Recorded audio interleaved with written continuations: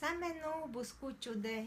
Өөрийгөө хайрлах урлаг нэртэй Facebook пэйжээс явуулдаг видео зурлалын энэ удаагийн нэвтрүүлгийг төлөвлүүлье. Энэ удаагийн ярих сэдэв гэвэл одоо болох гэж байгаа шинэ жилийн цөмгөнд манай бүсгүүчүүд өөрсдөө яаж гоё болгох талаар ярий. За тэгээд нэгдүгээрт бол өсчин ороод үсээ янзлуулна. Тэрэн дээр хэлэх хэдэн юм байгаа. Нэгдүгээрт гэвэл үсээ хэтэрхий богинохон тайруулж болохгүй. Яад гэвэл үс урт байх тусам гой залуухан харагддаг. За тэгээ бас арлаа шуурсан үсний загвар бас устаа харагдуулдаг. Одоо жишээлбэл би нэг зураг олцсон байгаа. Нэлээ олон жилийн өмнө шинэ жилд оролцож исэн зураг маань одоо энэ дээр нэлээд залуу байсан мөртлөө ийм богинохон үстэй. Тэгээ манай найзаасан үсээ ардаа шууц. Тэгэхээр ийм нэлээд настай харагдаж байгааз. Хоёрдугаарт үсний тухай гэвэл 2-3 жилийн өмнө фэйсбүүкээр тослог ихтэй үсийг 7 хоног нэг удаа угаахлаар тослог нь багасдаг гэсэн тийм мэдээлэл тарцсан байсан. Тэгээ хүмүүс тэрнийг их дагсан юм шиг байлээ. Гэтэл хуухны тослог нь үсний угны нүхийг таглаад ингэснээр халзрах бас үсний ширхэг нарийсах ийм үр дагавартай юм шүү. Тийм учраас үсээ 7 хоногт 2 эсвэл 3 удаа угаах нь эрүүл үсэнд тустай гэж үсчингүүд ярьдсан байлээ. За 3 дугаарт түрүүчийн видео дээр ярьсан коллагены тухай. Тэгээд дотроос ямар хүнс хэрэгжилж коллагенийхаа боловсруулалтыг дэмжих вэ? Бас нэмэлт ямар бүтээгдэхүүн байдаг вэ гэж тиймэрхүү юм ярьсан байгаа.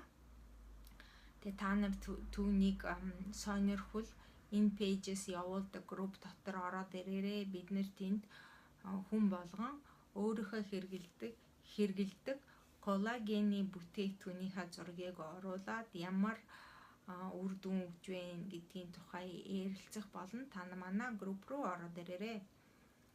За үсний тухай ийм юм байна. 2 дугаарт нүр будалт. Та нар боломжтой аваад мейкап артистуудаар нүрээ гой бодуулаарай. За тэгээд Монголд ямар мейкап артист байдаг вэ гэвэл гисэн асуулт танд байвал би бас зааж өгье. За 3 дугаарт энэ үүнийг бол хинч ямарч мэргэжлийн хүн таны өмнөөс хийж чадахгүй. Яг хоо зааж өгч болно.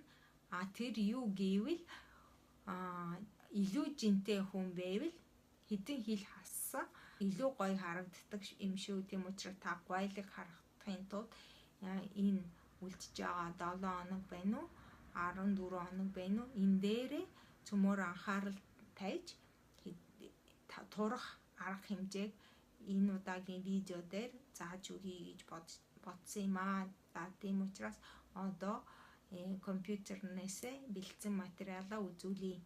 Хэрэг та жин хасхийг хүсвэл цөөхөн хідэн танд туслах аргаас хуваалцъя. Эхэлж бол өглөө сэрэхтэй та лимонтой ус уугаарай. Таны өдрийн энергийн түвшнийг ихсэхээс гадна турахад тусалдаг. За тэгээ өглөөс дөнгөж сэрэхлээр хүүтэн ус ууж болохгүй шүү. Тэгээ хэтэрхий халуун ус бас ууж болохгүй. Халуун ус манайхан халуун цай уудаг. Ингэснээр хүн их таргалдсан гингээ. Тийм учраас өрөөний температуртай ус уугаарай. Оройдоо 1 стакан усанд 2 цайны халгаар алюминий шүүснээс гаргасан цагаан цуу хийж уугаарай. Монголд бас зардаг юм байлээ. Монголын фитнес хийдэг хүмүүс үнийг хэрэгэлдэг гэж Facebook-аас харсан. Тийм учраас Монголд бас зарж байгаа. Цууны хүчлэн биед өөх хуримтлахаас сэргийлдэг. Жин хаяхаас гадна ходоодны үйл ажиллагаа сайжруулах. За тэгээд ходоод эрүүл байвал нүүрний арьс бас эрүүл байна. Эрүүл мэндэд ийм олон тустай зүйл юм байна. Уудаг сүйтэй цайгаа болоод та нар ногоон цай уугаарай. Яагаад ногоон цайнд байгаа катесин гэдэг бодис нь антиоксидантай нийл бидний хоол хүнснээр орж ирж байгаа бүтээгдэхүүнүүдийг задлах процессыг хурдасгадаг учраас тэгснээр биеийн жин хадгалах эсвэл хаяхад тусалдаг гинэ. Ногоон цайнд байдаг катесин гэдэг химийн бодис нь өөхний эдисийг задалдаг тийм хөлөөтэй гинэ. Тэгээ та өдөрт 3-4 аяг ногоон цай ууж болно гэж байна шүү.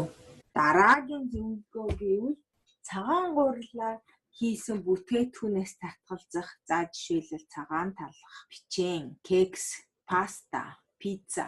Үүнийг юугаар орлох вэ гэвэл за мэдээж пицца, печень, кексийг бол та хэрэг богино хугацаанд жингээ хасъя гэвэл за энийг бол бүр хэрэглэхгүйгээр төвчих хэрэгтэй.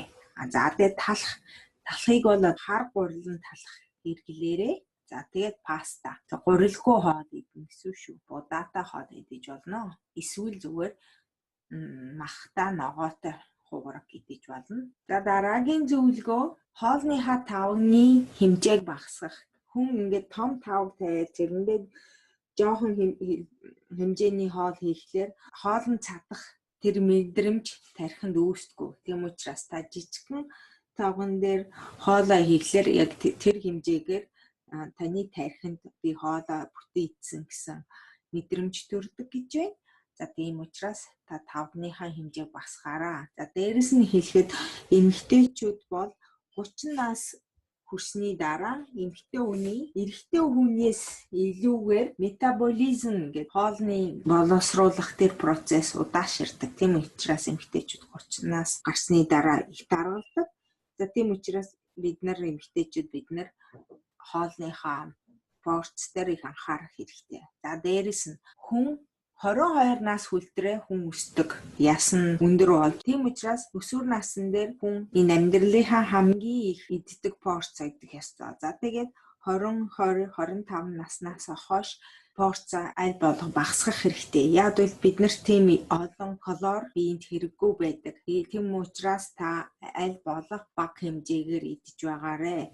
Бага порцоос идэхээс гадна өдрийн турш өлсөхгүй байхаар хоолныхоо засар нэг жоохон юм идэх хэрэгтэй. Яад гэвэл хүн өлсөхөөрөө дараа нь хоол идэхээр ингээд цадахгүй айгүй их иддэг. Тийм учраас одоо жишээлбэл өглөөний цаг уусны дараа 1 цаг өдрийн хоол идэхийн дунд одоо 11 цагийн үед би бас ягтдаг. 11 цагийн үед их өлсдөг. Тэгээд тэр хавьд одоо самар идэж болно. Бас энэ цагаан будаагаар хийсэн эсвэл эрдэнэ шишний гурилаар хийсэн ийм печень шиг юмнууд зардгийн. Одоо бие хажинг зориулсан хүмүүс зориулсан Монголд байдаг үг мэдэхгүй та нар хараарай. Ийм юм идэж болно. За оройн хоолныхоо хэмжээг багасгах. За яг би Японд очоод би нэг 10 хил таргалсан. Тэгээд би яаж турах уу гэж бодоод тэгээд миний таньдаг Япон эмэгтэй зааж өгсөн. Оройдоо хоол айгүй жоохныг ид. Тэгээ юу ид гэвэл жоохон будаа, айгүй жоохон 3-4 настай хүүхдийн порцоор цагаан будаа. Тэгээд луун өгөрцөний ингээ хэрцсэн эмийг идэрэй гэж зааж өгчээсэн. Тэгээд ингэж идснээр би тэгээ 10 хилээ хасаж чадсан. Нарын наргийг бас хэрэглээрээ. Тэгээд жин хасахад юу нөлөөлдөг вэ гэвэл ус сайн уугаарай. Хүн өдөрт 8-10 стакан ус уувал эрүүл мэндэд ч хэрэгтэй байдаг гэж ярьдсан бэ. Хурдан уухгүйгээр баг. Гэхдээ хоолныхаа явцад ууж болохгүй. Хоол идэхээс 15 минут, хоол идсний дараа 15 минут гэх мэтчлэн хэтэрхий хөдөн биш, хэтэрхий халуун биш тийм ус өрөөний температуртай ус ууж байгаарай. За тэгээ сүүлийн зөвлөгөө гэвэл хоолтой холбоогүй. Тэр юу вэ гэвэл өдөр болгон 30 минут алхаарай. Одоо би жишээлбэл өчтөр Монголоос ирсэн нэг хүнтэй уулзсан. Тэгээ тэрний Facebook зургуудыг харахад нэг зурган дээр нэлээд тарган хүн байсан. Тэгээ би асуусан. Энэ таны зураг уу? Та нэлээд тарган байжээ гэсэн чи урд. Харин тийм би тэгээд жингээ хассан. Айгуу сайн харагдчихсэн тэр хүн. Тэгээ би асуусан яасан бэ гэхлээр гэрээсээ ажилдаа явахдаа машина албаар одоо та нар машинаар явдаг юм бол машинаа 30 минут алхах газар за 20 минут ч юм уу алхах газар зогсоол тавь. Таксигээр явдаг юм бол бас ажлынхаа офиснаас 20-30 минутын зайтайгаар тэнд буугаад алхах. Хүн хөдөлгөөн хийжээж биеийнхээ жинг барин жингээ хасаж чадна. За одоо нар энэ зөвлөгөөг сайн дагаарай. За амжилт хүсье. За өнөөдрийн энэ видео нэвтрүүлэг танд хэрэг таалагдсан бэ? Видеоны доор комент бичээд үлдээнэ үү? Бас хувийн мессеж бичиж харилцаж болно. Манай пэйжийг найз нартаа шеэр хийгээрэй. Бас пэйжээс явуулж байгаа групп руу нэгтгээрэй. За дараагийн видео хүртэл баяртай.